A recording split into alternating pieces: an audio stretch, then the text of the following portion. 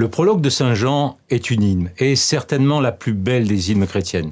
Dans l'Église ancienne, le simple fait de la lire ou de la chanter purifiait le corps et l'intelligence. C'est aussi un résumé, un condensé d'évangile. Au commencement, le logos vers Dieu, le logos est Dieu, nous dit le texte grec. Nous traduisons peut-être un peu trop vite le mot logos par verbe ou par parole.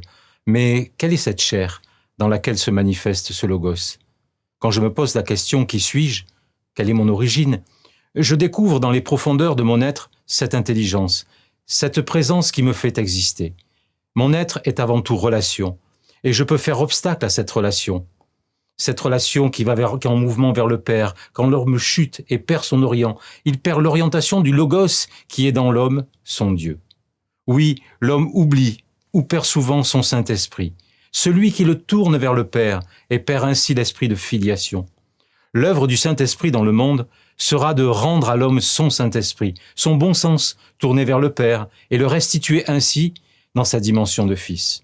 Les mots Père, Fils, Esprit, tout comme le mot Dieu sont des symboles qui risquent de nous faire concevoir Dieu peut-être trop à l'image de l'homme. Dieu n'est pas Père à la façon d'un vieillard à la barbe blanche. Il est Père en tant que fondement et origine. Être Fils, c'est entretenir une relation d'intimité avec ce qui sans cesse nous fonde et nous fait grandir.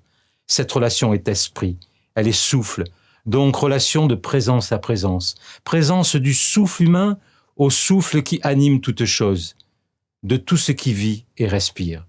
Alors celui qui aime s'avance, dans la proximité de cette révélation. Alors celui qui aime l'autre dans sa différence, et le perçoit dans son unité avec lui. Alors bonne méditation du prologue de Saint Jean.